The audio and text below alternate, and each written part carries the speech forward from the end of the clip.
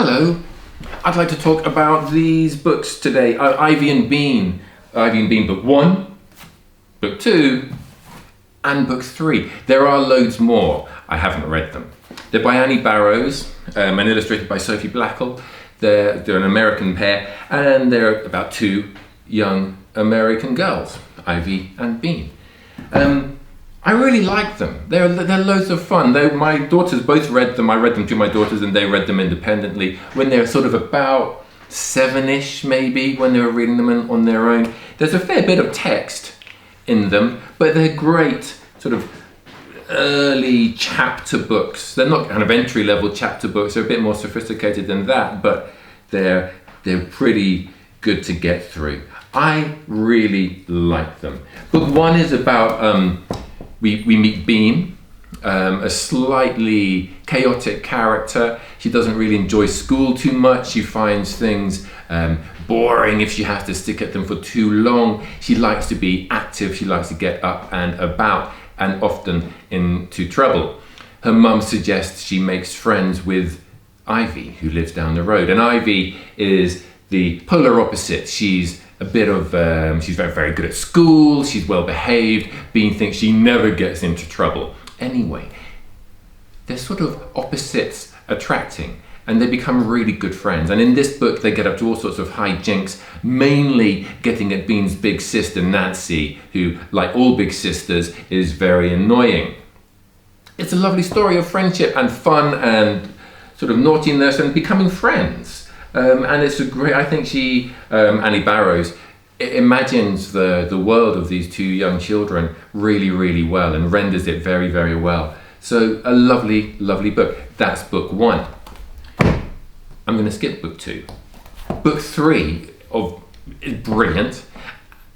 Bean and Ivy are reading a book about the world records, and they decide that they want to get into the Book of World Records.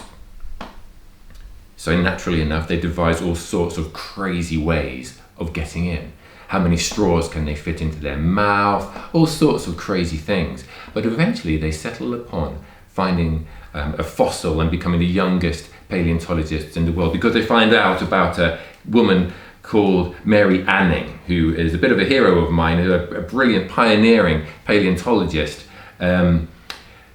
who was really kind of at the forefront of discovering and understanding what fossils were, or dinosaur fossils were. She's fabulous. Anyway, they get up to that, and it's a great book. They eventually discover a bone in the garden, which they think is a fossil and could be a fossil. And they invite lots of people around to come and have a look, and they have a show, and they're terrifically excited. How does it end? I'll let you find out. But I really, really loved this book. Book 2, I really, really didn't like.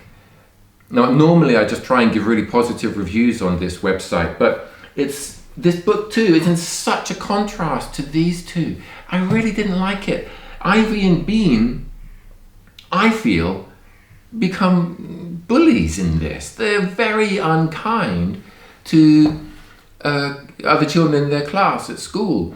And while I have no problem with that being in a book, the problem I have with this is that it's not really cast or considered to be unkindness or bullying. I felt that the author slightly misjudged their behaviour. They were doing things which I thought, as a parent and as a teacher, were unkind. But it wasn't presented as being unkind in the book, and that's the issue I had with this. So, sadly, this one, a bit of a thumbs down, but these two, absolutely double thumbs up. These are great. Do these. Okie dokes, have fun. Bye.